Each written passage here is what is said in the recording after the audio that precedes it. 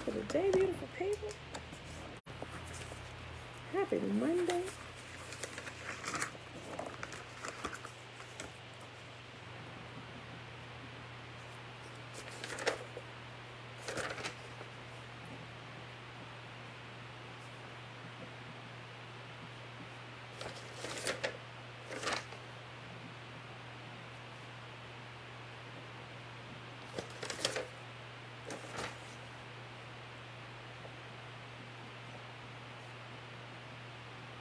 All right, beautiful people, happy Monday.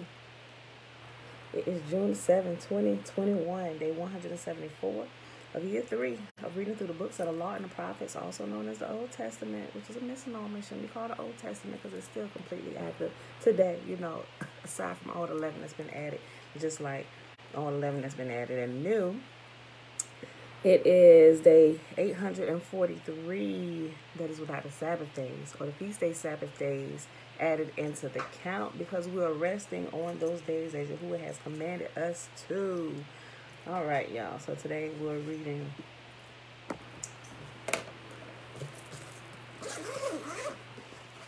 Fourth Ezra.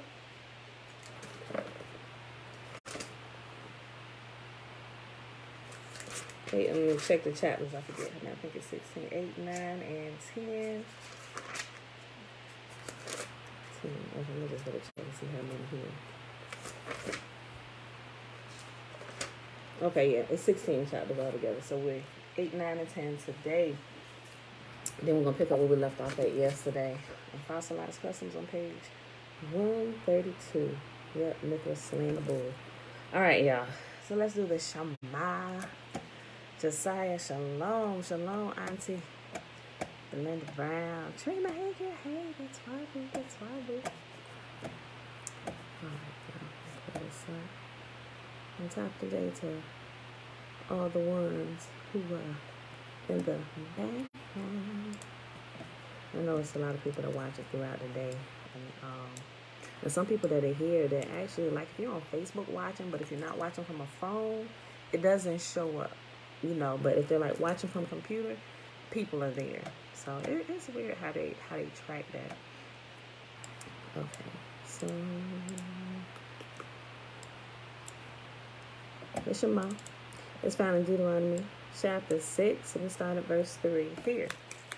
Therefore, O Yasharah or Israel, and observe to do it that it may be well with you, and that you may increase mightily, as Yahuwah, the Elohim of our fathers, has promised us, in the land that flows with milk and honey. Hear, O Israel, Yahuwah, our mighty one, he is one, not multiple, not trinity, not duality. He is one, and one alone.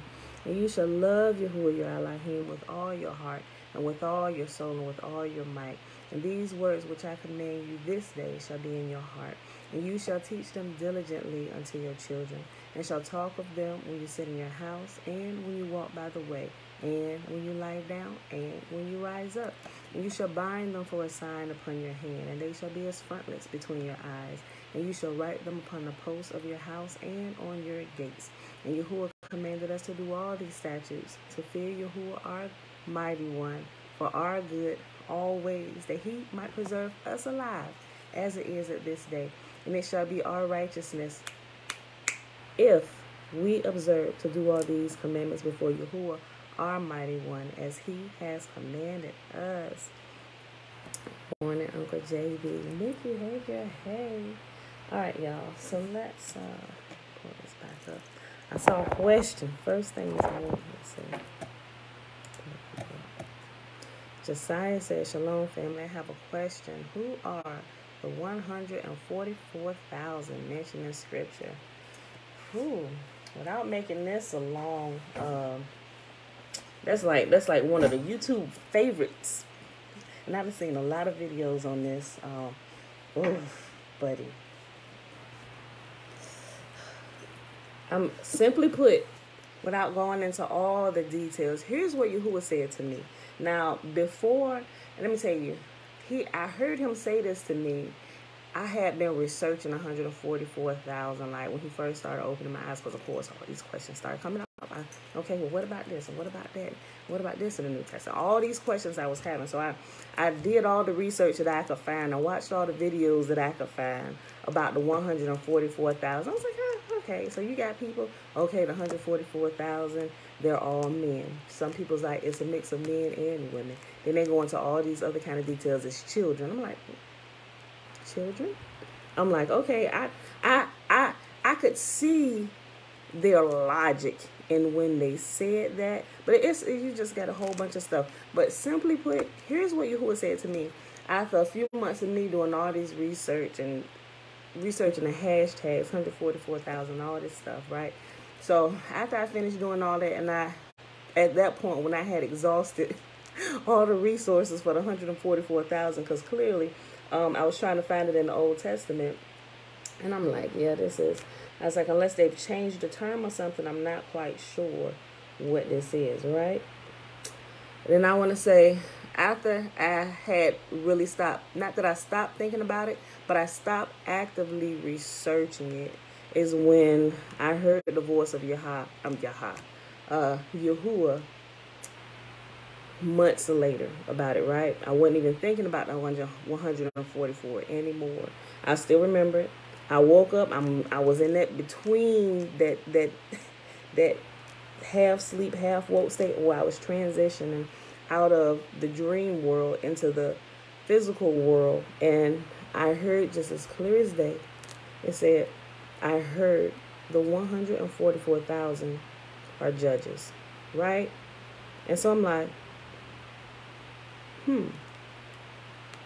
okay. Wrote it down in my dream manual, and I just kind of left it at that for a moment, but I kept thinking about it. But the more I kept thinking about it, as the days went on, I started thinking about some of my other dreams I had, right? And so you know how, okay, so in Revelation, you'll see it. Okay, so I had this dream about, I'm trying to make sure I think about this dream. Because it's like some personal details in this dream. Okay, so without telling you that particular dream, because it just didn't include me in that dream, and I was kind of like observing the scene going on or whatever.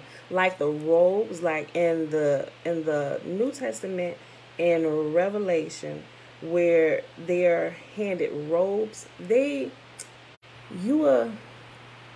I probably should have just waited to answer your question so I could actually pull it up. But here's what I'm gonna do. Let me make myself a note. I'm gonna have to pull up some of this stuff and I'll show you. But it kind of links to some stuff where you can see it being pulled from some places. But just to make a long story short, based on what I know up until this day, and what I heard Yahuwah say, the 144,000 are judges. And I don't believe it's just men, right? I believe it's a mix of men and women, right? If that makes sense. Based on some of the teachings that kind of run rampant in the church about that, at least from what I've pulled up. But also when it talks about robes, that's the whole point with sharing that dream, was the thing about the robes. A lot of people, like when you read it sometimes, like at least in my understanding and thinking, when I used to read it, when I read about, they would be given robes and stuff, it based on what I understood a robe to be, I'm thinking like the choir robes in church and stuff, right?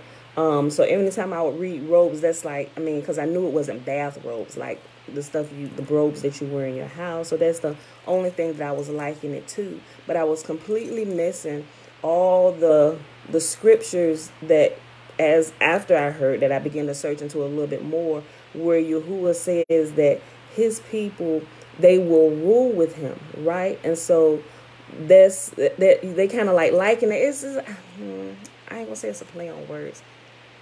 I gotta kind of pull it together a little bit because I don't want to confuse anybody on it, based on what I understand. But the robes represent judges, right? Those who will rule and reign with the Most Holy. Even like, I go back to the book of Daniel as well, when it talks about judgment taking its seat, because judges, where, like if you look in our court system or whatever, that's kind of easy analogy. Judges, all of the judges, when they take their seat, when judgment sits, they're clothed in robes, right? They're clothed in robes, and they render judgment. And if they're good judges, right? If they're keeping to the laws, let's say if they're keeping to the laws that Yahuwah have set out for ruling nations and regions and areas, you're going to rule righteously. So anytime now, when I see judges in my dreams, and they're always wearing robes, which means they are in positions of authority somewhere, but they're of the ruling class, you know. So the 144,000, they are of the ruling class.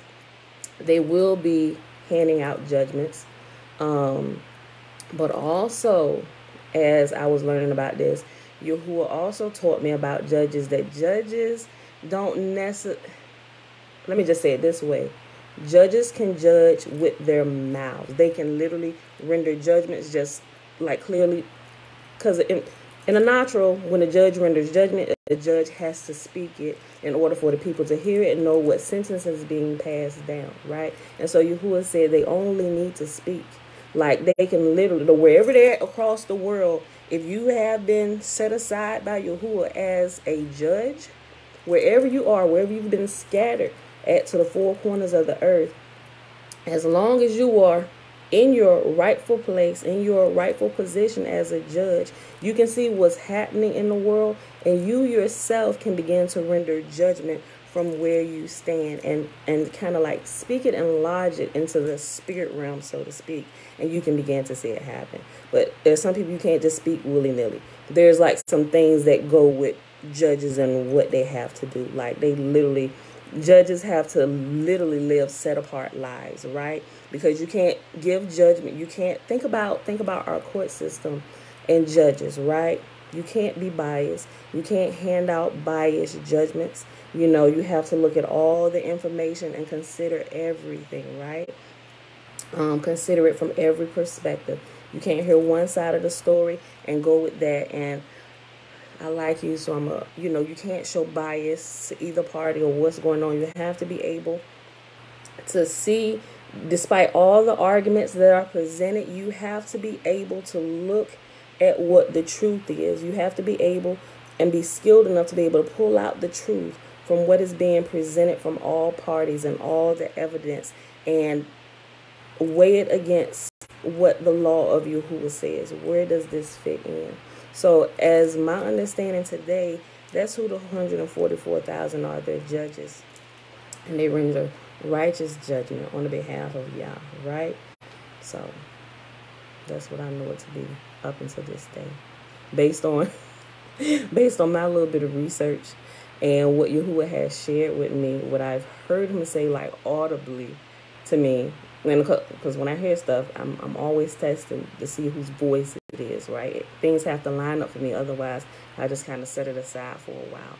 But normally, after I begin to look into things, I'll begin to see, okay, Father, this was you. This clearly lines up with what you require of your people, of your community, of the kingdom you rule, because it's ultimately Yahuwah who rules in the kingdom of men, right? But there's still hierarchy. There's hierarchy in the unseen realms, and it kind of merges. I ain't gonna say it kind of, but it does merge with the physical realm. But a lot of us who are not on the frequency of the unseen world, of the unseen realm, you can't see it, you know. So that's why you hear people say, you hear people say it, but you can see it in scripture as well. But in the New Testament, is really familiar to people's ears. Let your will be done on earth as it is in heaven. Because if you read through scripture, through the Old Testament, it's literally given like legal terms. There's a lot of legal terms, and it's always talking about judgment, not necessarily judgment, you're going to go to hell type judgment, but actually judgment, rendering good advice, good information, good solid teaching, things where people can take and live their lives by and change. That's rendering proper judgment, deciding what's good and evil, and taking the better thing and applying it, with having wisdom, having the wisdom to be able to apply it, So judges will be like, think about Samuel. You can see some of the judges throughout Scripture. Clearly, there are women judges. Think about Deborah. Think about Judith. It didn't label Judith as a judge, but Judith was a judge. Judith, you can also put her in the category of a king, because after her husband died, she literally, although they didn't, Judith is the king of our nation or the queen of our nation, everybody knew that the wisdom of Yah resided in her, and they knew that she lived a holy and a set-apart life. Anything she asked Yah, it was revealed to her. The woman fasted 5 days a week and only ate 2 days out of the week for the rest of her life. Like, she was on the frequency of the unseen world, and she was able to see how they merged together. Like, even when we was talking about the other day with some of like the astral projection stuff, you're able to see. Church world calls it seeing into the spirit.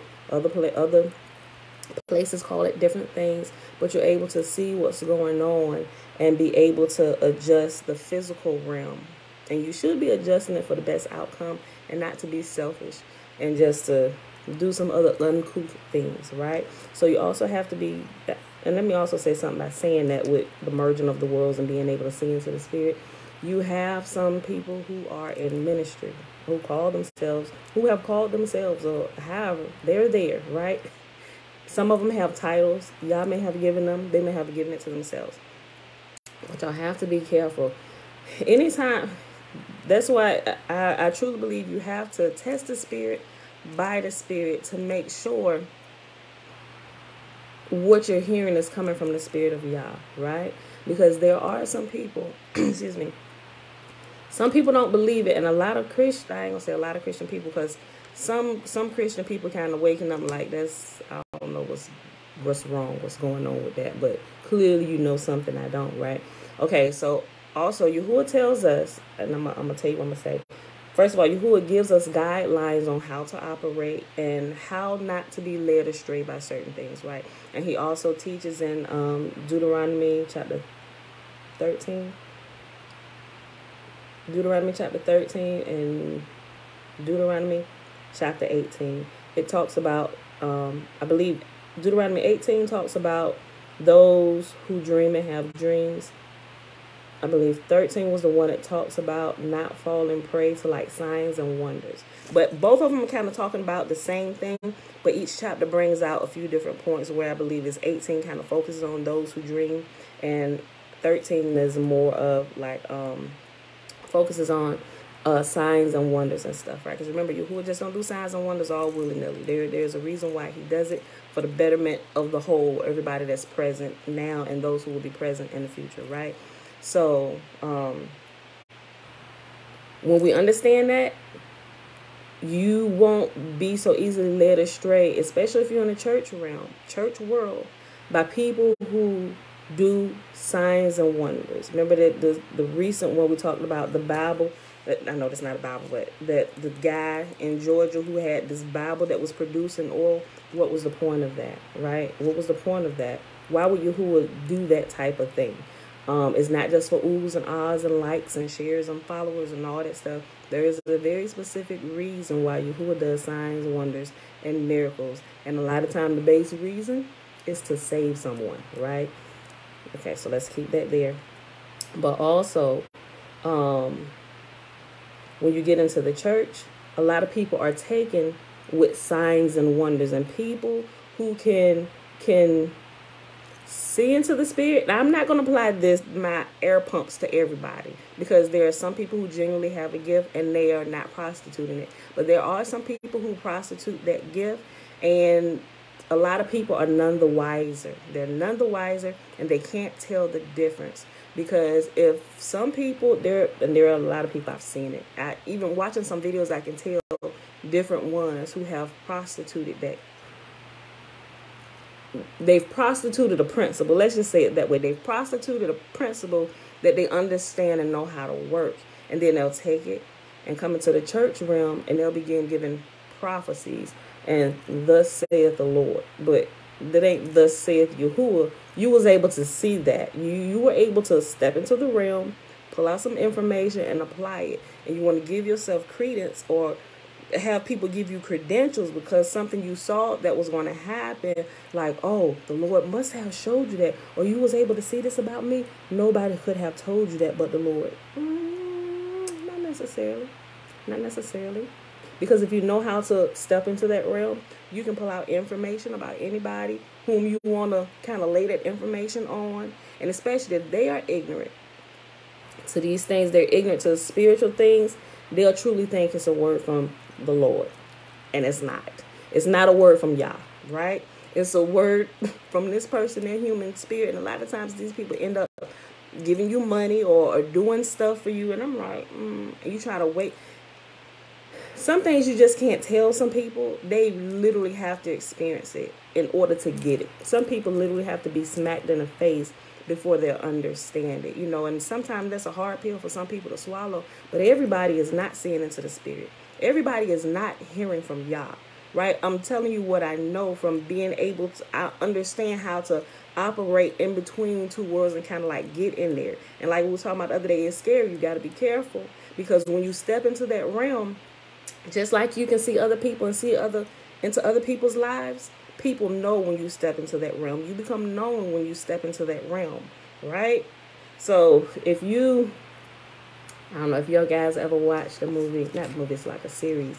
I mentioned it before. It's called The Magicians. Like people who are not in the church, but they're in other forms and sects of religion where there's Satanism. And I bring them up a lot because I see them operating in it a lot. And when I look at churches sometime, or when if I go to it, and I ain't been to one in years, because I made a vow once I realized what it was. I was like, I'm never walking into another one of those structures ever again. You know, you can see it working. So some people think some people are full of the spirit of Yah, and that's a servant of Yah. I'm like, you better try again. They're not. They are fooling y'all. Even some of the ones they give prop. I'm like, this is disgusting. Like, this is disgusting, and all y'all are blind. None of y'all are seeing this. And they get the most subscribers. I ain't talking about people that get subscribers, but I'm telling you, some of the ones that I know are, you shaky. You better stop it before you get too far. Who is going to deal with you because you're leading people astray.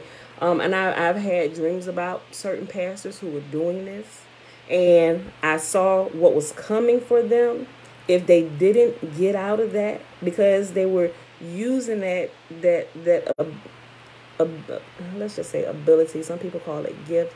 They were prostituting that gift and using it to only benefit themselves and literally just to build their own kingdom, their own wealth and stuff. And that's not what it's there for, right? Because everybody literally has access to that realm, but everybody really don't care to operate in that realm, or some may not be aware of that realm. But those of us who've had supernatural experiences know that there is something other than us, right? But to know and understand that you actually can step into that realm, you literally just, I ain't even gonna say you got to clean yourself up, but I would recommend you clean yourself up so you don't get taken to the dark side, so to speak. It's pretty easy as that. So you don't get taken over to the dark side and begin to do uncouth things like some of these pastors and preachers and teachers and evangelists and apostles, I don't care what you call yourself, some of them are doing. Like, and it's famous ones that are doing it, right? You can kind of look at them, at least from my perspective and what I know. There's like different patterns that they all tend to begin to have, and you can kind of see it, which triggers me. Something is wrong with you. What are you really doing, right? And now I start side-eyeing people, and a lot of times I come to find out that you really not getting your information from y'all, are you? And you are really leading this congregation of people astray who trust you, that trust that you are really hearing from y'all. So y'all got to be careful. Check behind me even. I'm telling you, I don't trust nobody.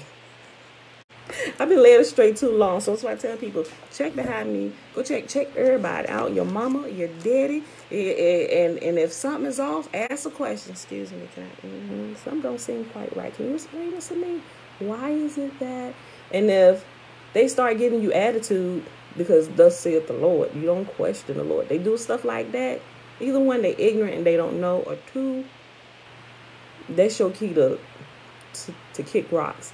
Get out of there as fast as you can.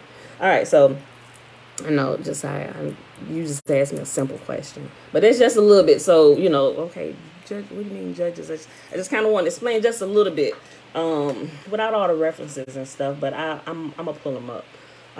Some of them I actually have to go back and re-look up and write down, because all of them I didn't write down. And a lot of it comes from my dreams and me researching my dreams and trying to understand them and stuff and pulling things out. And when I can see the connection, I'll put it together. So, yeah. Shatera, can you fast 2 days straight, like 48 hours, or do you fast during the day and eat at night? People do it different ways.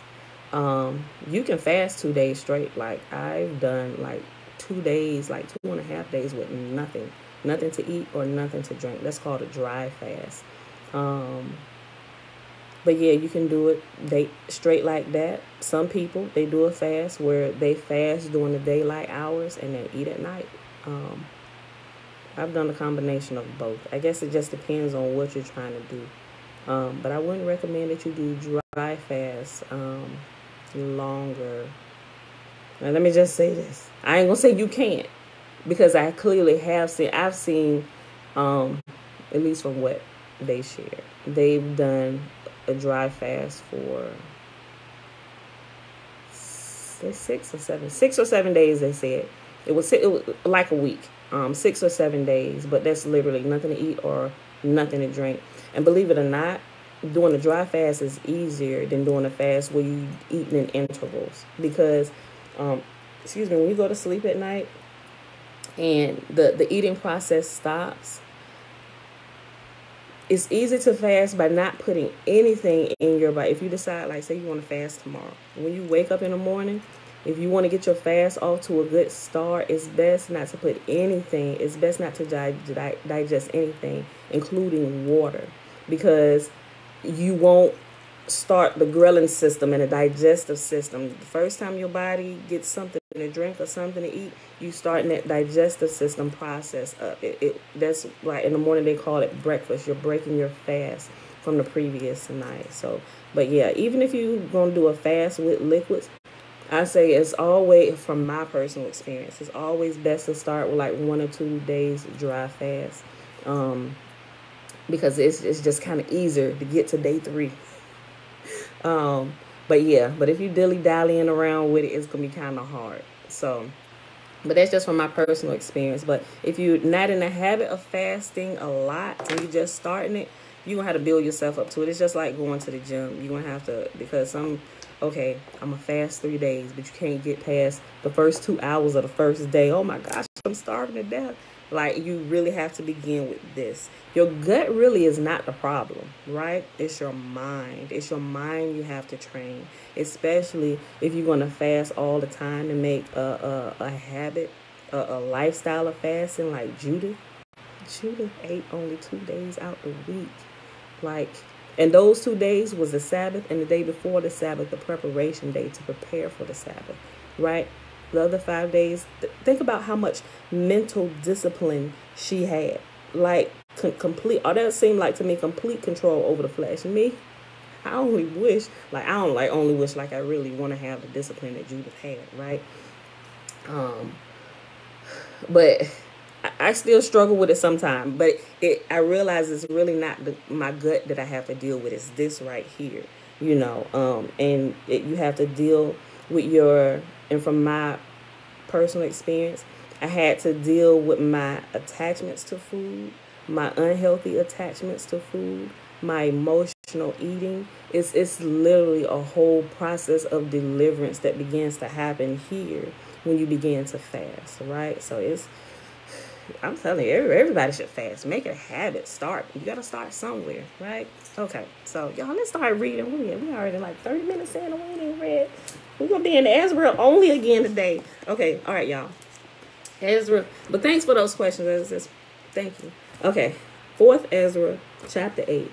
And he answered me. Remember, Ezra is still asking these questions why the good die and the wicked get away with stuff, right? At least why do your people keep dying? And all the other nations who reject you, why does that seem like they keep getting the best of everything? And so the angel is coming, answering the questions. He's bringing it directly from Yah. Okay. Chapter 8. And he answered me, saying, El Elyon has made this world for many, but the world to come for few. I will tell you a similitude, Ezra, as when you ask the earth, it shall say unto you that it gives much mold,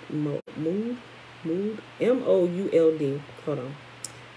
I will tell you a similitude, Ezra, as when you ask the earth, it shall say unto you that it gives much mold, whereof earthen vessels are made, but little dust that gold comes of. Even so is the course of this present world. Okay.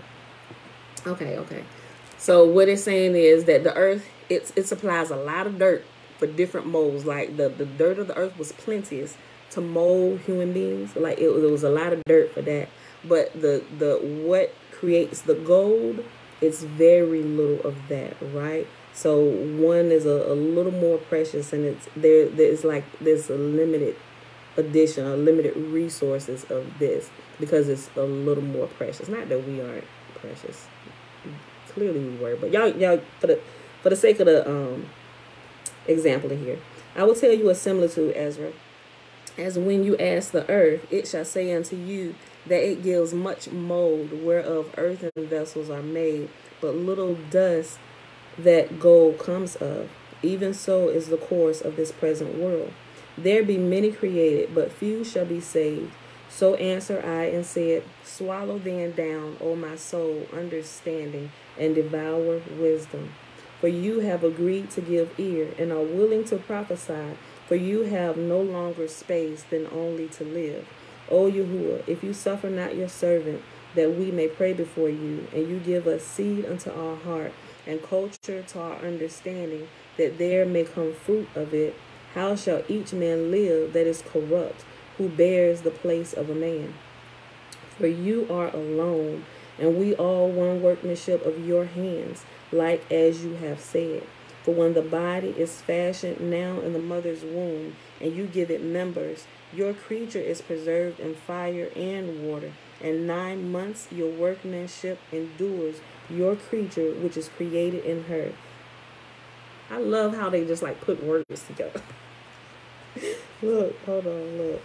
For when the body is fashioned now in the mother's womb, and you give it members, your creature is preserved in fire and water, and 9 months your workmanship endures, your creature which is created in her.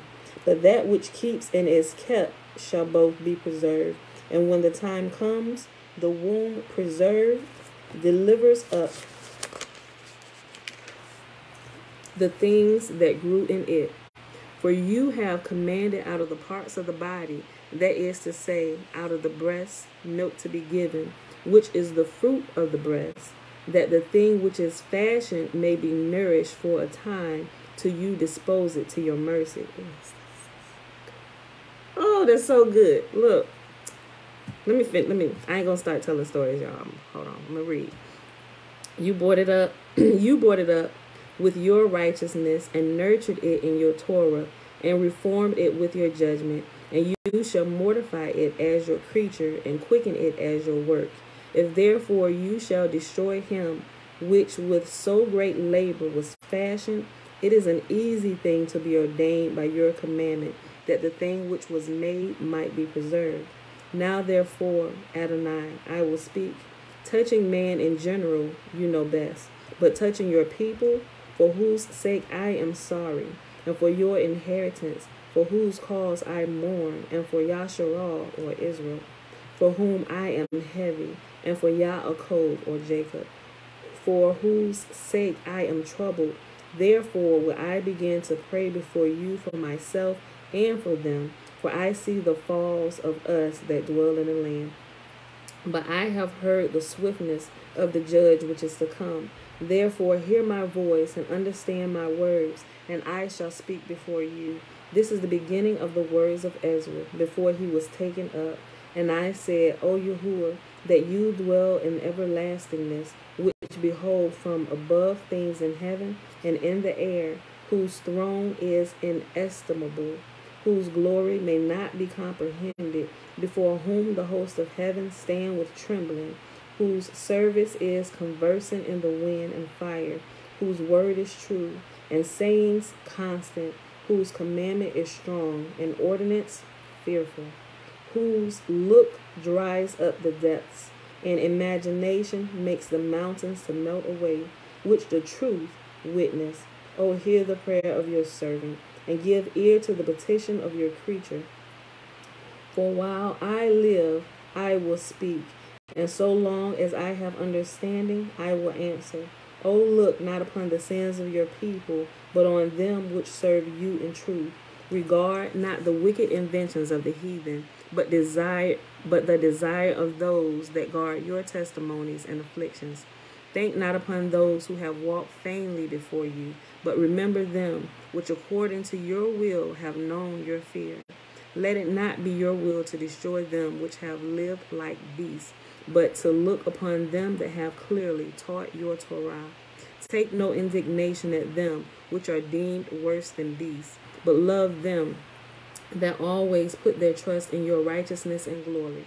For we and our fathers do languish of such diseases, but because of us sinners, you shall be called merciful. For if you have a desire to have mercy upon us, you shall be called merciful to us, namely, that have no works of righteousness. For the just, which have many good works laid up with you, shall out of their own deeds receive reward. For what is man that you should take displeasure at him? Or what is a corruptible generation that you should be so bitter toward it? For in truth there is no man among them that be born, but he has dealt wickedly. And among the faithful there is none which has not done amiss. For in this, O Yahuwah, your righteousness and your goodness shall be declared. If you be merciful unto them which have not the confidence. Sorry, I read that too fast. Okay. For in this, O Yahuwah, your righteousness and your goodness shall be declared, if you be merciful unto them which have not confidence of good works. Then answered he me and said, Some things have you spoken aright, and according to your words it shall be. For indeed I will not think upon the disposition of them which have sinned before death, before judgment, before destruction, but I will rejoice over the disposition of the righteous, and I will remember also their pilgrimage, and the salvation, and the reward that they shall have. Like as I have spoken now, so it shall come to pass. For as the husbandman sows much seed upon the ground, and plants many trees, and yet the thing that is sown good in his season comes not up, neither does all that is planted take root. Even so it is of them that are sown by the world, they shall not be saved. And you notice we hear this also in the New Testament, the parable about the seeds being sown. I'm going to read this again for you. Hold on a second. Like as I have spoken now, so shall it come to pass. For as the husbandman sows much seed upon the ground, and plants many trees, and yet the thing that is sown good in his season comes not up, neither does all that is planted take root. And clearly I know that because some seeds I sow in my garden, it's the same principle. Everything that Yahuwah wants us to understand and wants to teach us, there is always something here in the natural realm that we can put our hands to, where he can begin to reveal like spiritual principles to us based on what we can understand here in the physical realm, right? So a lot of people who get different revelations from Yahuwah, they'll get the revelations from their area of expertise, right? So they'll begin to understand spiritual things, like if you're a medical student or a doctor or RN, and you study the scriptures, Yahuwah will begin to teach you and give you revelation of the scriptures based on what you know and what you can identify with in your profession in this world. So everything he reveals to you, he'll talk to you. If you're in the medical field, he'll talk to you from the medical perspective. That's how you can kind of tell different people in different professions that can teach you the truth of Yahuwah's Torah, because they really understand it, because they really understand what it is they do in the natural realm, their craft. Even if you are a real estate person, somebody in real estate, and you begin to take the truth of what Yahuwah is teaching in his Torah, you can see those principles in the area of your expertise. expertise, even if I ain't gonna say even if you're just a housewife, because I think that's so disrespectful to women who bear and raise children. Like, you're literally raising the next generation. You're raising, like, this is literally precious cargo, and everything that these children know and learn, this is a product of you and your husband, or the teachings that Yahuwah has taught you. It will come to fruition in the lives of your children, and they'll just take it another level, right? So when you see teachers who maybe they're number one, I just don't want to say that the wrong way. No disrespect to any women who they're what they do, they take pride in what they do, teaching their children and taking care of the home front, right? When they teach, they can teach from that perspective, from the lives of raising their children and the different shenanigans that their family experience because their children and how they learn, and they're able to kind of take those principles of some of the follies and stuff that they've experienced in their own household and apply the Torah to it and teach it where people can understand it. And a lot of people draw people to themselves that come from their own sphere, or their own, like somebody who's a teacher that's from the real estate world. They'll tend to gather people to them from that same area of life. Not that they don't gather anybody else, but a lot of people who understand that lingo, they're attracted to that. They can hear, and they can hear truth in the language that they understand, right? And it'll be clear. And people tend to hold on to the truth when they can hear it in a language where they can understand, right? Y'all, that's powerful. So you can be an engineer. Just like the book that I recommended the other day, My Big Toe. Although he doesn't claim to be a spiritual person, he understands spiritual principles from the perspective of being an engineer, somebody that's a data person that takes data, raw data, and is able to put it together in a story where boom, this is this, right? Like this is I don't know, this right here, this mouse is a product of raw data that we were able to put together and form into this tangible thing where people now can take and use it, right? It's so good. It's so good. Let me do that. I'm about to click on for this by mistake. Oh, hold on. Like as I have spoken now, so it shall come to pass. For as the husbandman sows much seed upon the ground and plants many trees, and yet the thing that is sown good in his season comes not up, neither does all that is planted take root. Even so it is of them that are sown in the world. They shall not all be saved. I answered then and said, I have found grace. Let me speak. Like as the husbandman's seeds perishes, if it come not up, and receive not your rain in due season, or if there come too much rain and corrupt it, even so perishes man also, which is formed with your hands, and is called in your own image, because you are like unto him, for whose sake you have made all things, and liken him unto the husbandman's seed. Be not wroth with us, but spare your people, and have mercy upon your own inheritance, for you are merciful unto your creature.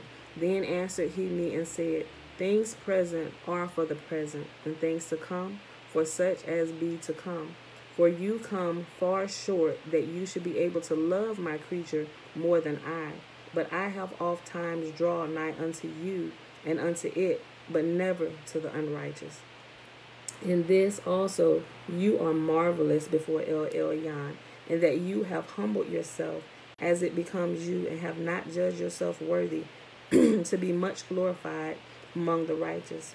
For many great miseries shall be done to them that in the latter time shall dwell in the world, because they have walked in great pride.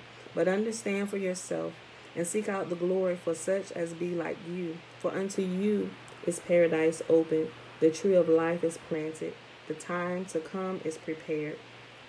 Plenteousness is made ready, a city is built, and rest is allowed, yea, perfect goodness and wisdom.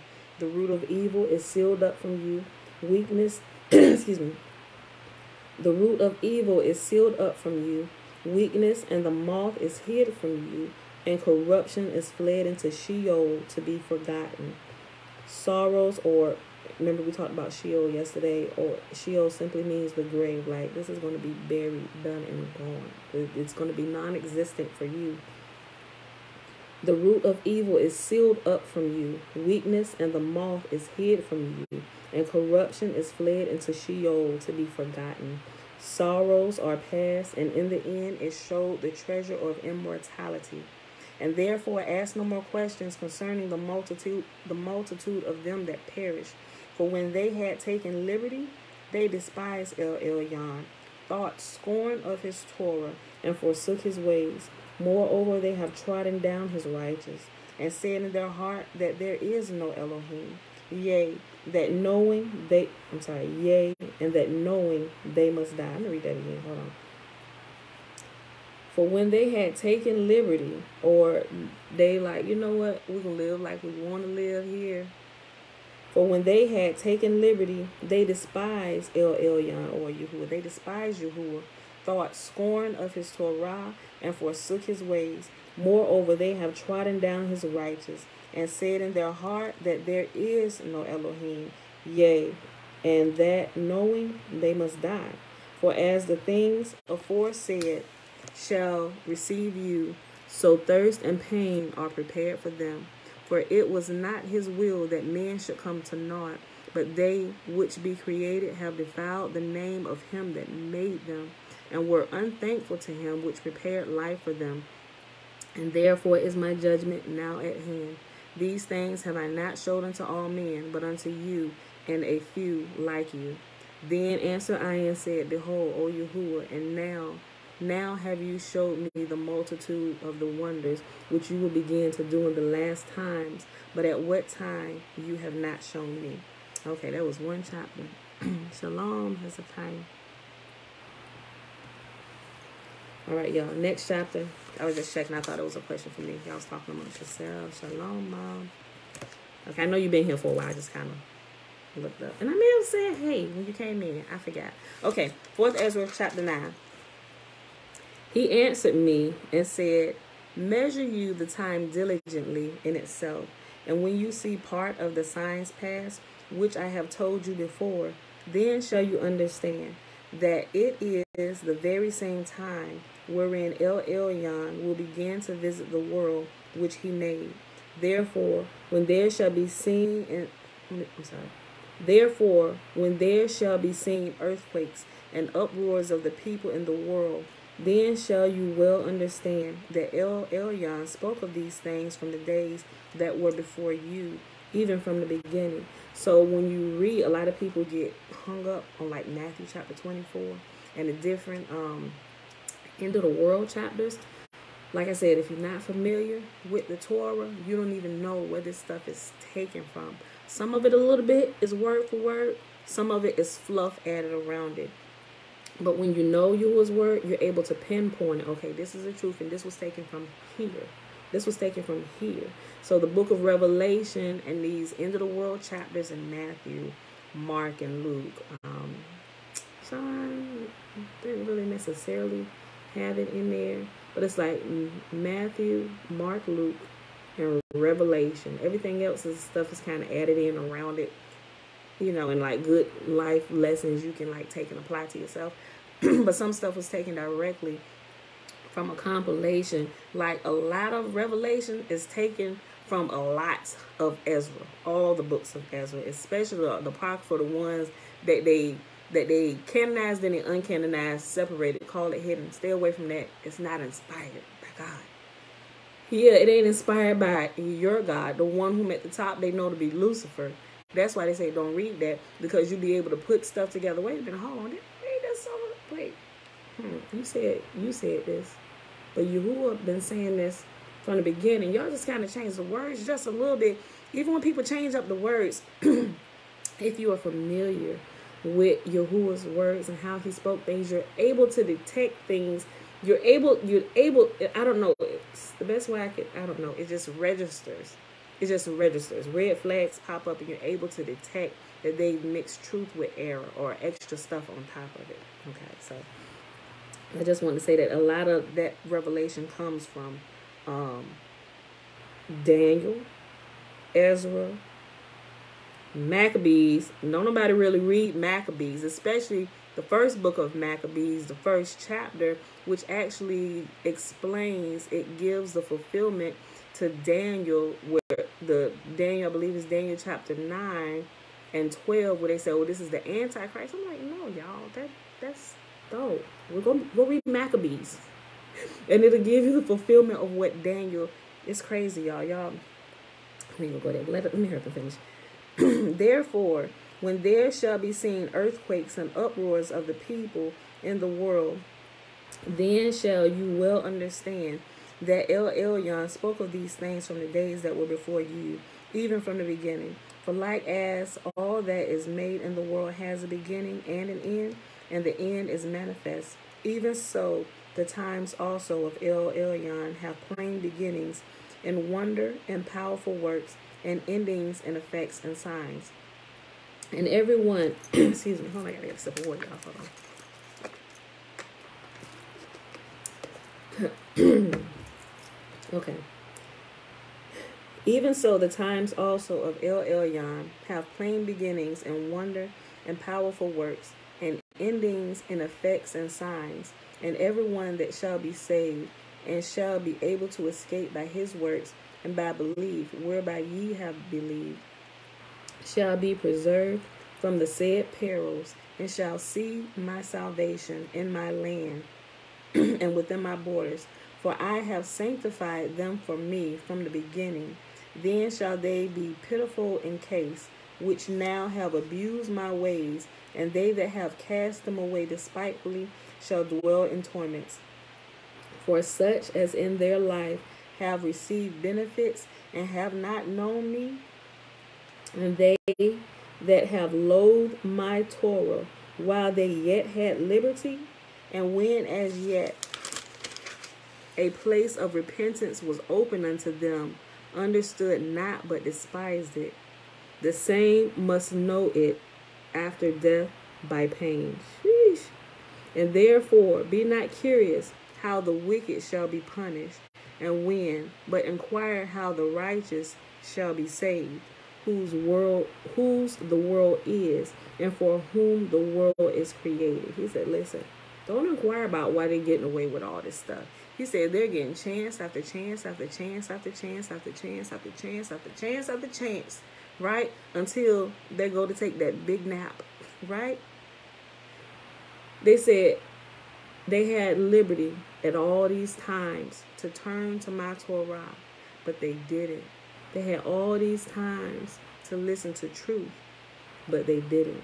They had all these times to know and understand me, but they heard not and they understood not, right? He said, but those that don't know me here and don't know these principles, when they have liberty, they're going to have to understand it and learn it by pain. I'm like, sheesh. Whew. Yo, he said, so, and therefore be not curious how the wicked shall be punished and when, but inquire how the righteous shall be saved, whose the world is, and for whom the world is created. Then answered I and said, I have before, and now do speak, and will speak it also hereafter, that there be many more of them which perish than of them which shall be saved. Like a wave is greater than a drop. And he answered me, saying, like as the field is, so also is the seed.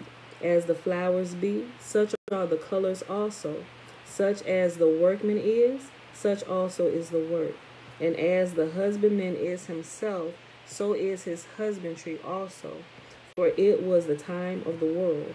And now when I prepared the world, which was not yet made, even for them to dwell in that now live, no man spoke against me. For then everyone obeyed. And now the manners of them which are created in this world that is made are corrupted by a perpetual seed, and by a Torah which is unsearchable rid themselves. So I considered the world, and behold, there was peril because of the devices that were to come into it. And I saw and spared it greatly, and have kept me a grape of a cluster, and a plant of a great people. Let the multitude perish then, which was born in vain. Let my grape be kept. in my plant, for with great labor have I made it perfect. Nevertheless, if you will cease yet 7 more days, but you shall not fast in them, but go into a field of flowers where no house is built. Eat only the flowers of the field. Taste no flesh. Drink no wine, but eat flowers only. Look, now for you, those of you that didn't know, I didn't even know that, well, I guess you can kind of say you did, but there are flowers that are actually edible. Like I got some seeds of flowers that you can grow and eat, like pretty looking flowers. Like dandelion is a flower. Some people think it's a weed, but dandelion is an actual flower, and it will actually, you can consider it to be in the herb family, which heals the body, right? And the herbs are for the healing of the nations. There's a lot of benefits to eating dandelion. Some people take it. They'll just take dandelion and they'll put it in their tea. You got dandelion tea. You got dandelion. They'll dehydrate it, and they'll crush it up and they'll put it in capsule form. It's a lot of different ways you can take dandelion. Some people just take and just eat the dandelions, right? I tried it. Look, because we got a bunch of dandelions that's actually growing out in front of our house, and Belle was like, "Oh, pretty flowers, I want to pick you some flowers." When I found out, I was like, "Oh, I should try this." But then, you know, I got this whole like, bugs been flying on these out here. I'm like, clearly bugs gotta fly, bees gotta pollinate.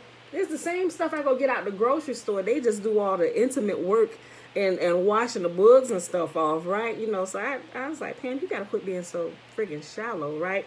Because even if I buy lettuce from the store, and I still buy it a lot, sometimes when you take it and you clean it, some people just take it out the bag and chop it up, put it on their plate, and begin to garnish it. I wash off everything.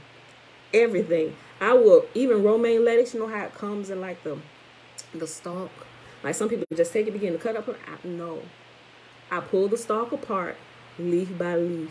That's why it takes me so long. James was like, "You was the longest salad making person I've ever seen in my life." I said, "I need to make sure ain't no bugs on this." It'll take me about, I get a little faster now. It'll take me about 30 minutes to make me a good salad, because I'm taking off every leaf from that stalk and I'm washing it underwater. Not just and put it on the plate. No, I literally take each leaf and I hold it under the water to make sure it don't feel slimy anymore. When it's nice and it got a grip to it, I'm like, okay, one.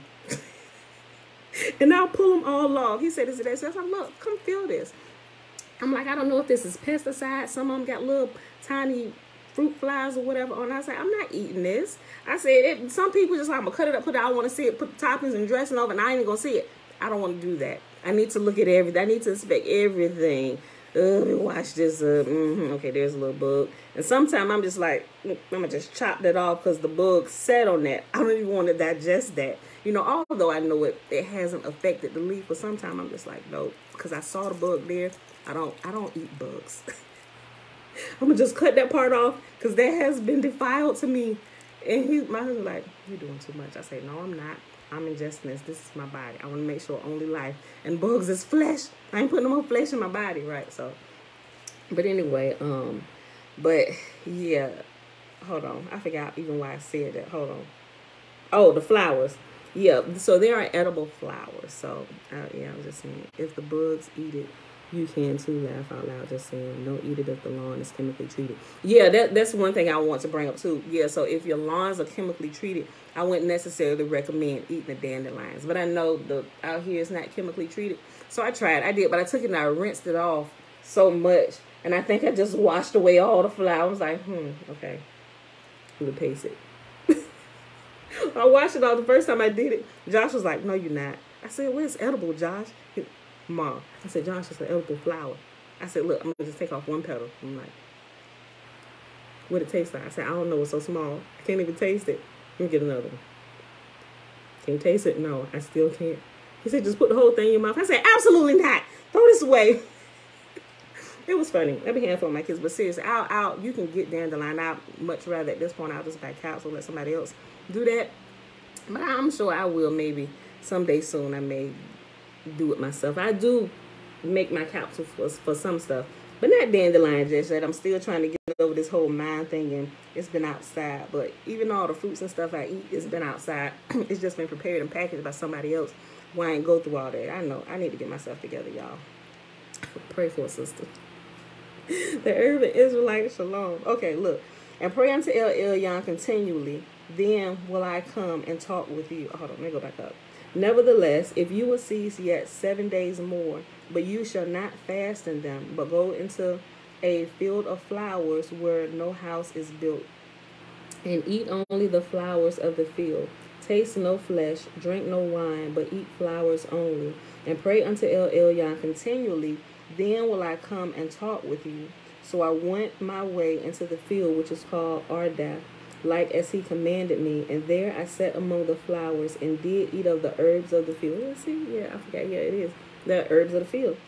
And I did eat of the herbs of the field, and the meat of the same satisfied me. So also notice that if you do a little bit of research on this, you'll realize that life-giving foods, plant-based foods, that was considered as meat. But the language barriers and all the mixation of the words and stuff, and the same sounding sounds of words that mean different things. I'm gonna meet you over there today, but I'm gonna bring some meat to our meeting. What? You know, so in the beginning, when they said meat, when the scripture talked about meat, it wasn't talking about eating the animals. It was literally talking about eating things that grow from the earth, plant-based foods. That's what gives these bodies life. This is what causes these bodies to grow and thrive.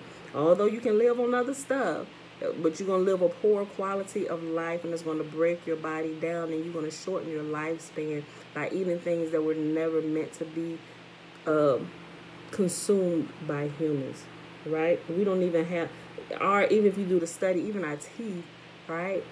Things that were created to devour flesh have fangs where they can bite into flesh. You go out here and try and jump on the back of a cow and bite its backside. Let's see how far you get.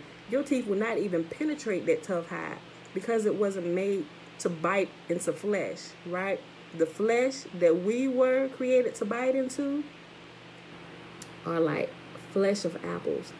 See how easy it is? It's ready. We got our pickers, our hands, we just grab it and it's ready for us, right? It's ready for us. Yeah, definitely, Hezekiah. Is this one of the scriptures that helped push all the plant-based? Yes, it was. What really pushed me plant-based, though, was when I had gotten really sick. And the doctors were trying to just give me a bunch of drugs and stuff, and I couldn't. I've had that shit stuff a couple times. But I was pregnant. It was my morning. It was my morning sickness, but it was more than morning sickness. And I was just having different female issue problems in my body and stuff. It's just, and shucks, I had Josh 10 years ago. I had him, and I was 32 years old, y'all. I just turned 42 this year. Imagine being 32 that young, beginning to have issues with your body. That should not be. And it's proven when I began to remove the meat from my diet and the dairy from my diet. Now, I'm a process now. You kind of call me a junk food vegan. It's like, you plant-based? You don't look plant-based. Because you can still get a little juicy and fat while being plant-based. Because there are some things like, I love potatoes, I love rice, I love bread, but they don't love me, right? So it's another level of my deliverance and my attachment to these types of foods. I got to get rid of them out of my diet, right? But also, even while fasting, I'll notice that even some of the plant-based foods, like the real starchy ones, it'll make you sleepy. It takes more energy to digest those. And it's like, even bananas are good, but bananas do it to me too. But I love me some banana smoothies. And I'm going to add some cacao powder to it and some peanut butter. That's my main vice right there, because I love chocolate. So I'm transitioning from the chocolate all the time to milk chocolate. Then I was like, get the cacao powder, right? So a more natural chocolate. I'm trying to transition myself off of each one. But still, like the peanut butter pack a lot of pounds on you, right? Peanut butter. But they have natural plant-based powdered ones. I don't necessarily like the taste. That's why I love. If I can't have nothing else, I'm keeping the peanut butter in my diet. And the peanut butter is keeping the weight on my body too. So I got this kind of love-hate relationship with peanut butter. Like, not today, just a little bit today, so, but yeah. But yeah, it is. It's one of the scriptures that helped me while I was sick. I'm like, wait a minute, maybe we need to apply this, because I began to notice my body began to heal itself, began to feel better when I took those things that everybody puts, yeah, you can eat that. It's clean meat, ain't it? You can eat it. Go ahead. It still made my body feel horrible. And there was a stark difference, like night and day, when I removed the meat and the dairy from my body. I ain't 100% dairy free because I love me some cheese too, right? But I done toned it down a little bit. So now, like my last few salads, I haven't put much cheese on it, but I realize I don't even really miss it too much anymore. You just gotta, at least me. Some people go cold turkey from a lot of stuff. Like I went cold turkey from meat. Dairy is another whole issue for me, you know, but I'm working towards the truth and complete healing in my body. So I'm just saying, yeah, but these scriptures help a lot, especially when you have a proper understanding of it, and when you can actually begin to test it in your body and see, like, wait a minute, somebody lying to me, because I'm eating meat and it's clean meat. I'm growing my meat myself, slaughtered, but I'm still feel like I'm having a heart attack. This gas ain't going nowhere. Oh man, the pains in my back, and it's crazy. Like even like arthritis and stuff, y'all, it leaves your body when you go to a plant-based diet, because plant foods, even when you pick it, it's still living, like until it dies. It's living while it goes into your body always. But you literally have to slaughter flesh. You have to consume, when you eat flesh, you're consuming dead things. Like, if you only spoke, like, nothing can live, at least for too long, constantly consuming flesh if that's not your original nature or how YAHUAH has created you. Because if we were created to thrive off of life, and life in every aspect, the food we eat, the things we see, the things we study, what we hear, if it doesn't bring us life, if it in itself isn't living, and we don't put it in our bodies living, we can't remain living for too long. It's this slippery slope. It's a slow slide into death's chambers, down into Sheol, right? It's a slow slide, right? If you constantly can keep consuming death, you're going to die. You're going to become dumbed down. You're going to become sleepy. It happens spiritually first, then it begins to outwardly manifest itself in your physical realm until your body goes to the grave, right? It's crazy, y'all. Oh, yeah, thanks, Hezekiah. He said, nothing wrong, sis. It's a process. It'll be hard for me to give up some of those things, too, especially after cutting meat. Yeah, I'm going to need something to fill me up while I adjust. I feel you. Yeah. You know, hey, you got to do what works for you. As long as you keep moving, you will keep moving. Look, as long as you keep moving, you will keep moving.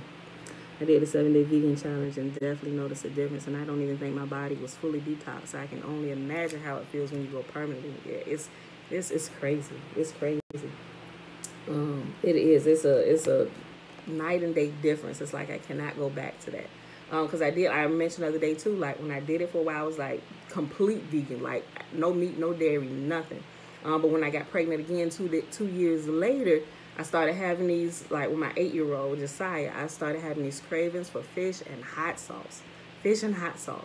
And then fried chicken and hot sauce. They were so bad. You would have thought that I was addicted to something. And they just kept coming like, ugh. Look, and I would leave out, look, family know I'm vegan. I'm going to confess my sins to the brethren.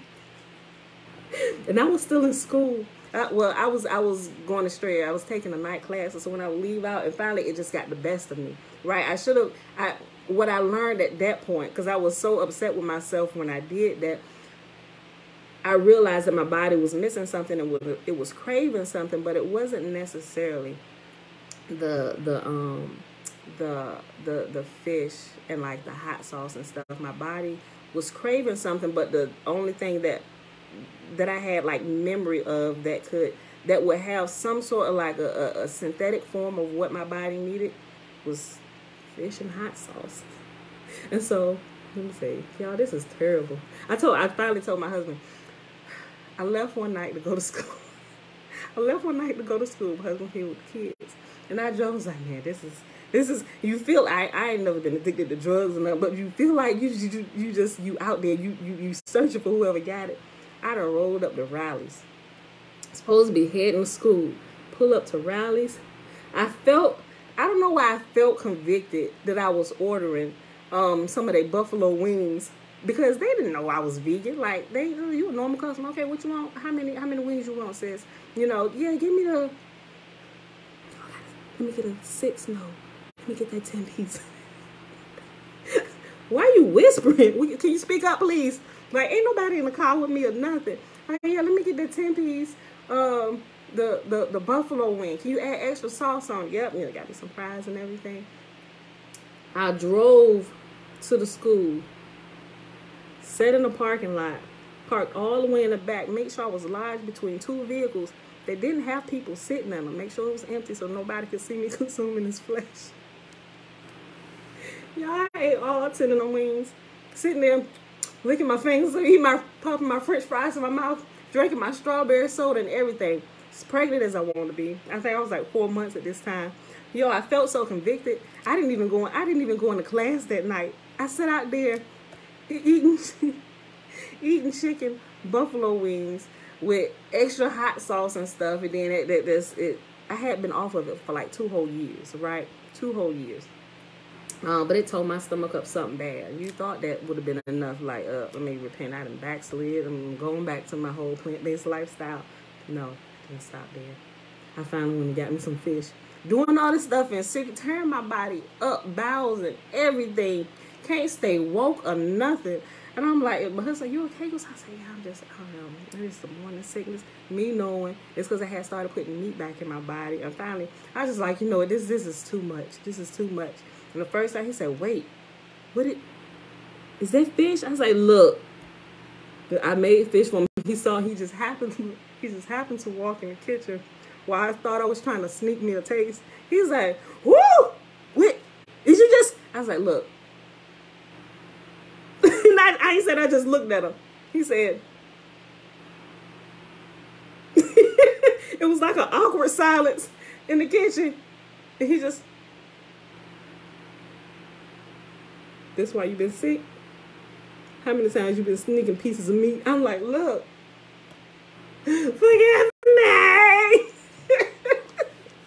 I done fell off the bandwagon. No, but my husband, he was like, look, I don't care. Eat what you gonna eat. You pregnant. Don't deny yourself. Now I was like, you are not helping me any. He said, look, it's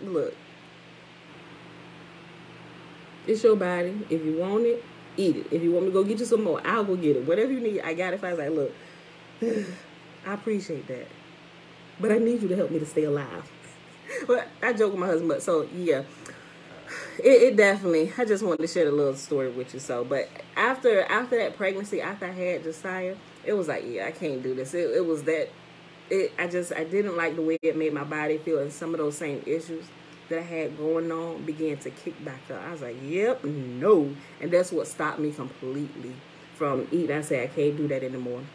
Because however I done told my body up throughout the years that I've been alive, eating all the junks and all the junk foods and the different types of sweets and everything, putting bacon on everything. I just, it did something inside of my body that I couldn't necessarily see outwardly yet, but I was beginning to feel it, like that check engine light coming on at 32 years old, so it's like, yeah, I can't do that. And 2 years, although those 2 years that I was completely solid, no meat, no dairy, it helped restore my body in a way, but even just a little bit, I don't think I was on it long enough for it to completely heal at that time some of the things that was going on, because I began to feel it come back on when I started putting meat back in my system again. I was like, yeah, no. So I started thinking about different people in my family and some of the issues they was having. I was like, yep, nope, I'm not going down that road, because I learned these things aren't hereditary. Like they say diabetes and all this stuff is passed down. No, it's not. Bad habits are passed down, which keeps you locked into that cycle like your father's sins. Right now you're suffering for your father's sins because you didn't put your father's sins away. Now you got diabetes too. Diabetes don't run in your family. Bad eating habits run into your family, and that's what was passed down to you.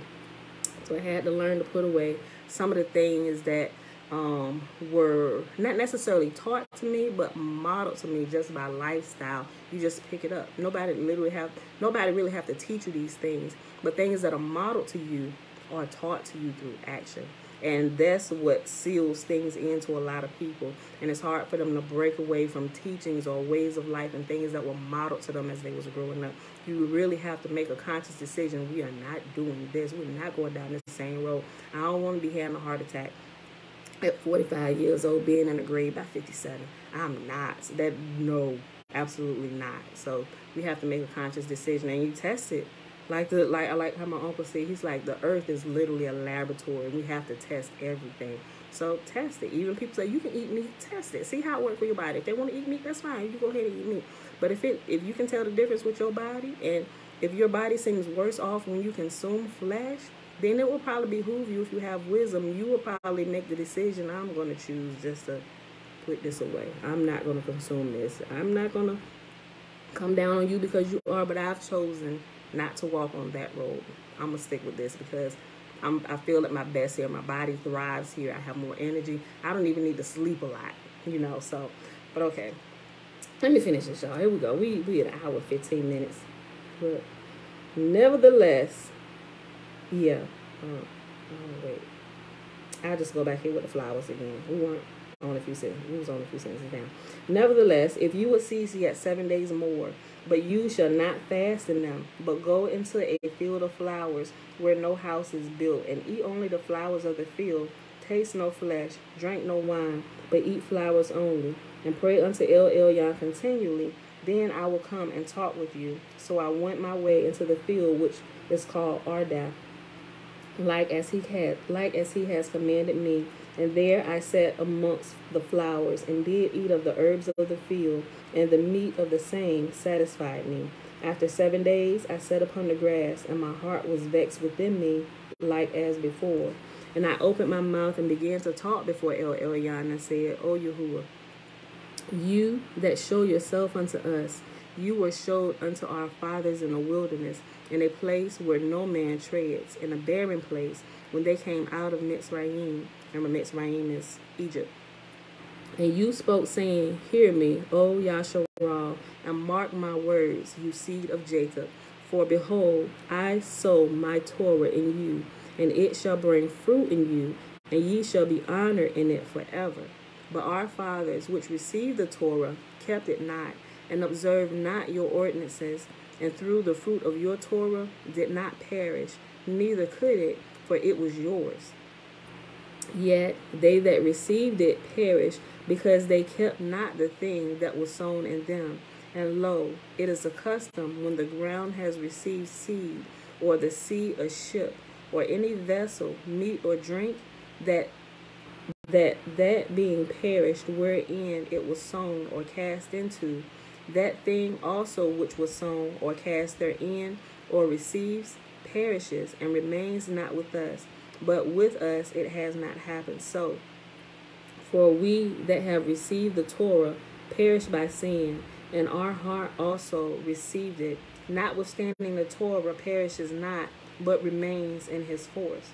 And when I spoke these things in my heart, I looked back with my eyes, and upon the right side I saw a woman.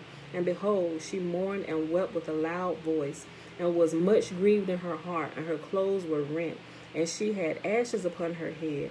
Then I let my thoughts go that I was in, and turned me unto her, and said unto her, wherefore do you weep? Why are you so grieved in your mind? And she said unto me, Sir, let me alone, that I may bewail myself, and add unto my sorrow, for I am sore vexed in my mind, and brought very low. And I said unto her, what ails you? Tell me. She said unto me, I, your servant, have been barren, and had no child, though I had a man 30 years. And those 30 years I did nothing else day and night, and every hour, but make my prayer to El Elyon. After 30 years, Yahuwah heard me, your handmaid, looked upon my misery, considered my trouble, and gave me a son. And I was very glad of him. So was my man also, and all my neighbors. And we gave great honor unto El Shaddai. And I now nourish him with great travail. And I nourished him with great travail. So when he grew up and came to the time that he should have a woman, I made a feast. All right, y'all, last chapter for today, 4th Ezra chapter 10. And it's 59 verses. Stay with me, y'all, if you can. If you got to go to work, go to work. This is recorded. It's recorded. You can watch it later. Go render unto Caesar what is Caesar's. Christy, hey, girl, hey. And it so came to pass that when my son was entered into his wedding chamber, he fell down and died. Then we all overthrew the lights, and all my neighbors rose up to comfort me. So I took my rest until the second day at night. And it came to pass, when they all left off to comfort me, to the end I might be quiet, then I rose up by night and fled, and came hither into this field, as you see. And I do now purpose not to return into the city, but here to stay, and neither to eat nor drink, but to continually mourn and fast until I die. Then I left the meditations wherein I was, and spoke to her in anger, saying, You foolish woman, above all other, see you foolish woman, above all other, see you not your mourning, and what happened to us? How that Zion, our mother, is full of all heaviness, and much humbled, mourning very sore.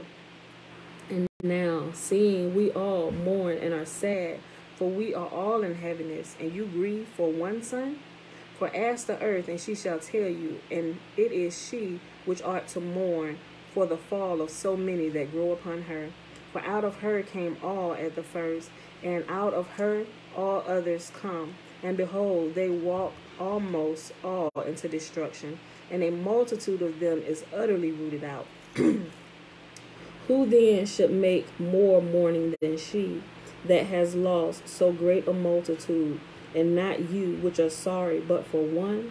But if you say unto me, My lamentation is not like the earth's, because I have lost the fruit of my womb, which I brought forth with pangs, and bore with sorrows.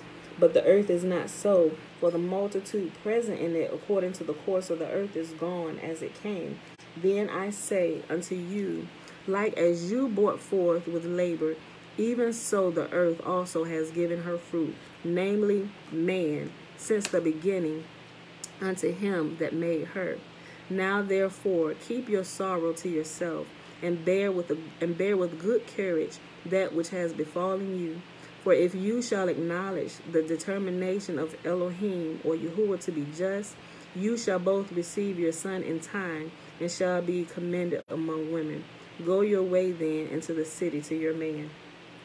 And she said unto me, That will I not do. I will not go into the city, but here will I die. So I proceeded to speak further unto her, and said, Do not so, but be counseled by me. For how many are the adversities of Zion? Be comforted in regard of the sorrow of Jerusalem. For you see that our sanctuary is laid waste, our altar broken down, our temple destroyed, our psaltery is laid on the ground, our song is put to silence, our rejoicing is at an end. The light of our menorah is put out, the ark of our covenant is spoiled, our holy things are defiled, and the name that is called upon us is almost profaned. Our children are put to shame, our priests are burnt, our Levites are gone into captivity, our virgins are defiled, our women ravished, our righteous men carried away, our little ones destroyed, our young men are brought in bondage, and our strong men are become weak. And which is the greatest of all? The seal of Zion has now lost her honor, for she is delivered into the hands of them that hate us. And therefore shake off your great heaviness, and put away the multitude of sorrows, that Yahuwah may be merciful unto you again. And Yahuwah shall give you rest and ease from your labor. And it came to pass, while I was talking with her, behold, her face... And it came to pass, while I was talking with her, behold, her face upon a sudden shine... Oh, I'm reading it too fast. And it came to pass, while I was talking with her, behold, her face upon a sudden shine... It should say her face all of a sudden shined exceedingly, and her countenance glistened, so that I was afraid of her, and mused what it might be. And behold, suddenly she made a great cry, very fearful. so that the earth shook at the noise of the woman. And I looked, and behold, the woman appeared unto me no more, but there was a city built, and a large place showed itself from the foundations. Then was I afraid, and cried with a loud voice, and said, Where is Uriel the angel who came unto me at the first? For he has caused me to fall into many trances, and my end is turned into corruption, and my prayer to rebuke. And as I was speaking these words, behold, he came unto me and looked upon me, and lo, I lay as one that had been as dead, and my understanding was taken from me. And he took me by the right hand and comforted me, and set me upon my feet, and said unto me, What ails you? And why are you so disquieted? And why is your understanding troubled, and the thoughts of your heart? And I said, Because you have forsaken me, and yet I did according to your words, and went into the field, and lo, I have seen, and yet see that I am not able to express. And he said unto me, Stand up manfully, and I will advise you. Then said I, Speak on, my Lord, in me. Only forsake me not, lest I die frustrated of my hope. For I have seen that I know not, and hear that I do not know. Or is my sense deceived, or my soul in a dream? Now therefore I beseech you that you show your servant this vision. He answered me and said, Hear me, and I shall inform you, and tell you wherefore of you are afraid. For Yahuwah will reveal many secret things unto you. He has seen that your way is right, for that you sorrow continually for your people, and make great lamentation for Zion. This therefore is the meaning of the vision which you lately saw. You saw a woman mourning, and you began to comfort her. But now see you the likeness of the woman no more. But there appeared unto you a city built. And whereas she told you of the death of her son, this is the solution. This woman whom you saw is Zion. And whereas she said unto you, even she whom you see as a city built. Whereas I say, she said unto you that she has been 30 years barren. Those are 30 years wherein there was no offering made in her. But after 30 years, Solomon built the city and offered offerings, and then bore the barren a son. And whereas she told you that she nourished him with labor, that was the dwelling in Jerusalem. And whereas she said unto you that my son coming into his marriage chamber happened to have a fall and died, this was the destruction that came to Jerusalem. And behold, you saw her likeness, and because she mourned for her son, you began to comfort her.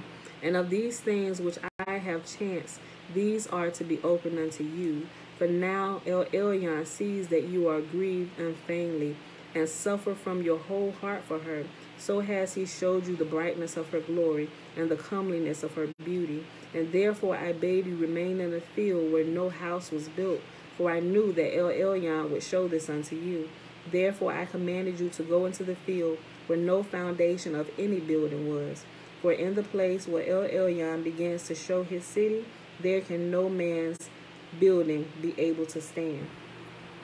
And therefore fear not, let not your heart be frightened, but go your way in and see the beauty and greatness of the building, as much as your eyes be able to see. And then shall you hear as much as your ears may comprehend. For you are blessed above many others, and are called with El Elyon, but so are but few. But tomorrow at night you shall remain here. And so El Elyon show you visions of the high things which El Elyon would do unto them that dwell upon the earth in the last days. So I slept that night, and another like he commanded me. And we're going to pause right there, y'all.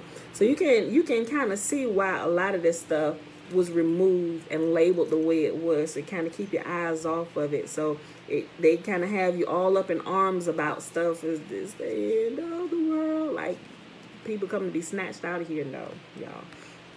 When you have wisdom, you have more parts of the story, you can understand some of the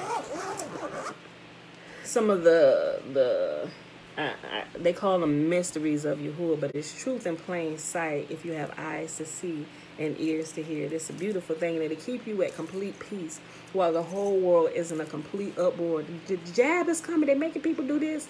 Food shortages now. I ain't gonna lie. Some of that stuff kind of shake you a little bit when you start hearing it, when you start listening to other people other than y'all. That's what kind of like when the jab and stuff first, not, I ain't really, but I just knew I wasn't taking it, right? But there are some things where you see the world, and if you're constantly listening to media outlets and some of the people on YouTube and stuff, and they giving you information, at least based on all of what they know, what they've gathered, they're giving you accurate information. Some of it is misinformation, but you don't know quite yet. You're just trying to taking all this raw data and coming up with your own conclusion about stuff. Some people don't come up with their own conclusion. They just take what other people say. They take their conclusion and apply it to their life and begin running around with chickens like their heads cut off, right? I learned to be at peace, you know, and I kind of I'll watch news and some stuff, but I kind of get information and take it, okay. Yep, they don't line up with what y'all said. I'm still at complete peace. No matter what goes on around here, like I'm certain that if a bomb or something was to come attack my neighborhood or blow up the place, my family, we would be safe, right? Either Yahuwah let us know ahead of time, I need y'all to get out of here, because I'm going to take this place. I'm going to completely destroy it, right? But I need y'all to go to a safe places. I got to hide out waiting for you. Going over there, and we're going to rebuild from there. But this place has got to go, right? I tried as long as I could to save it, but they don't want to be saved. So I'm just going to remove you while I destroy a lot of them, right? So, yeah, you know, it's stuff like that, right? So, but when you learn and you hear the words of Yah, even some of the reports that you hear on the news and YouTube channels and all this other stuff, like you'll okay, you can just kind of take it and still go about your day, and you can still just kind of like be at peace, right? And let everybody else do what they doing. Pootie, get down for a second. Hold on, hop up. Look, because you about to snatch this cord. Hop up. Your leg is tangled in this. Give me 1 second. I'm about to end it anyway. Give me 1 second. I'll pick it back up in a second. All right. So, but Yahuwah's understanding, Yahuwah's Torah, His truth, His instruction, it will keep you at perfect peace, right? And you can just go on about your day.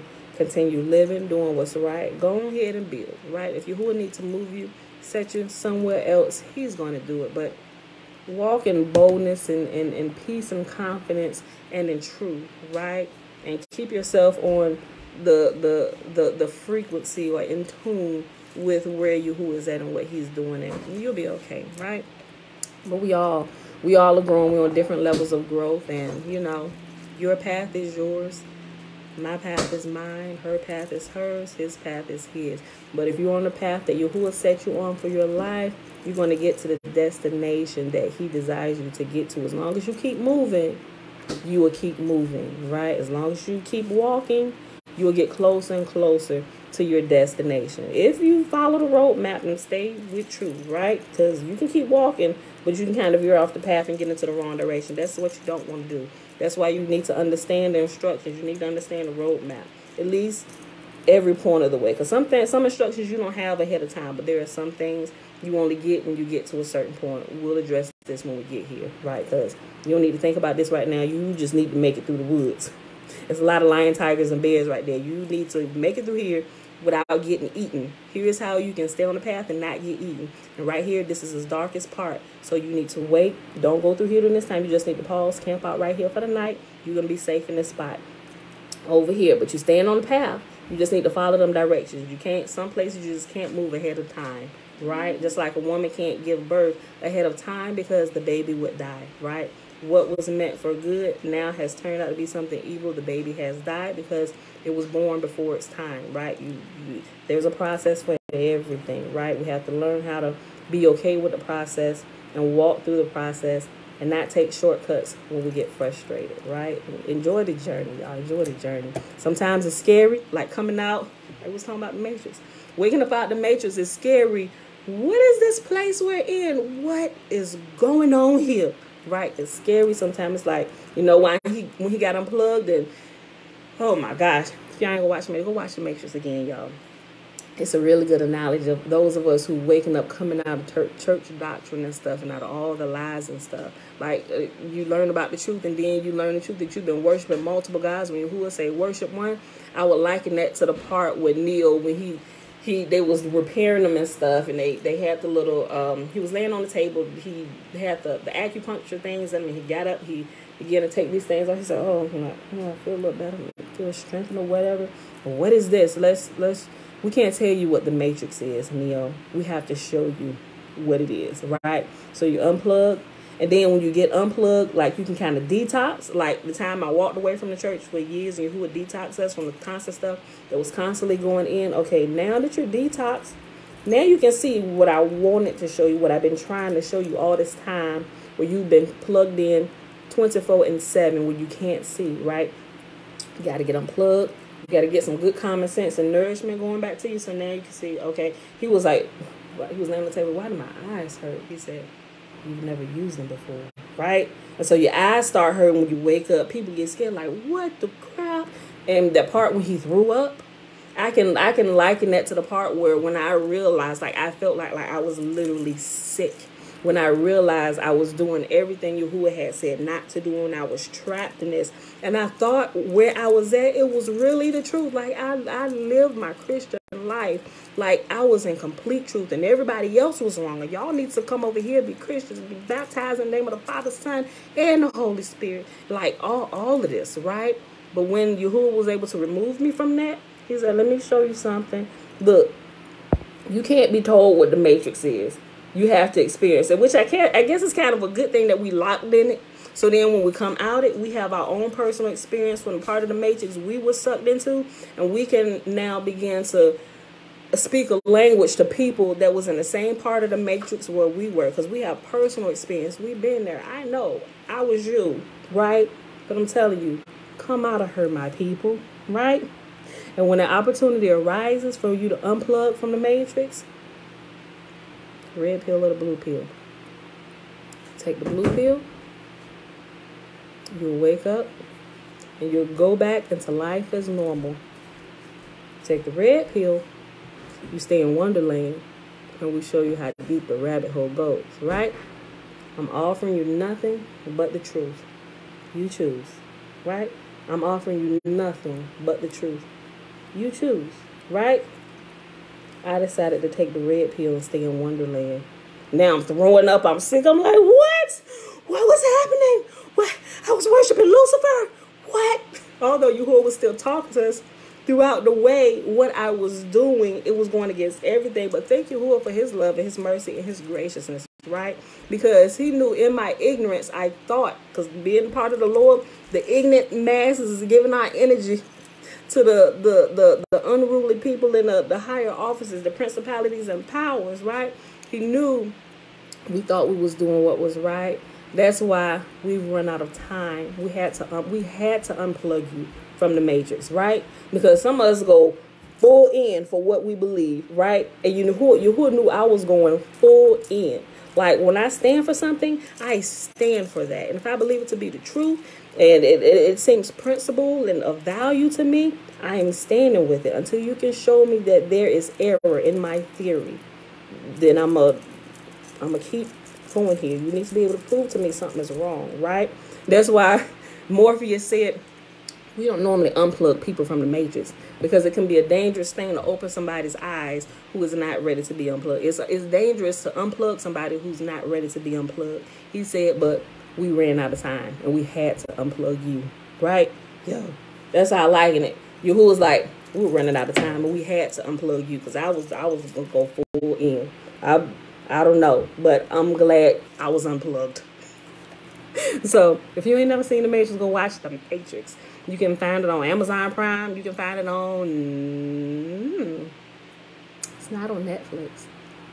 It's not on Netflix. And you still have to pay for... if you haven't purchased it already, you still have to pay for it if you don't already have, like, CDs of it or whatever. But it's on Amazon Prime. So with that being said, y'all, let's go ahead and do this lesson, because my phone about to die. All right, so I hope you enjoyed the lesson for today. I know we did not get to this because we is over our time today.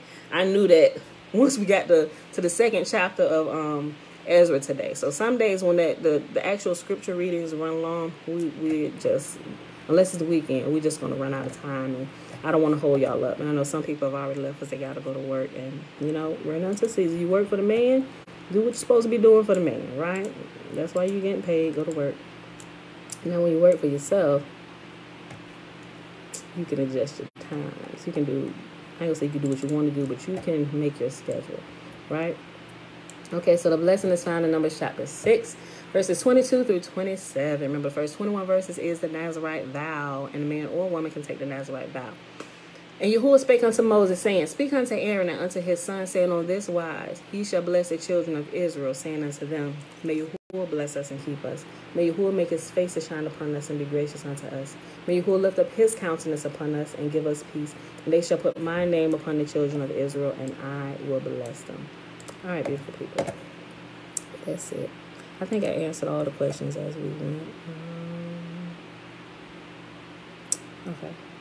Oh, you're welcome, Hezekiah. Sorry for knocking you off the page. Laugh out loud.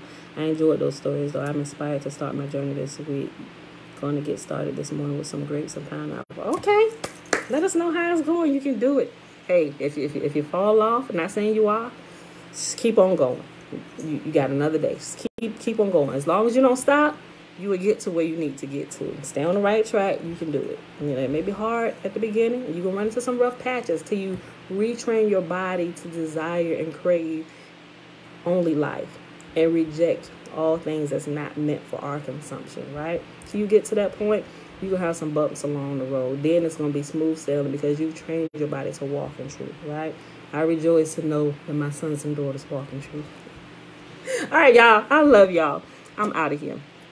Thank y'all for hanging out with me today. Gots to go. I'll see y'all back here tomorrow. Bright and early, 7:15 a.m. Eastern Standard Time. Peace.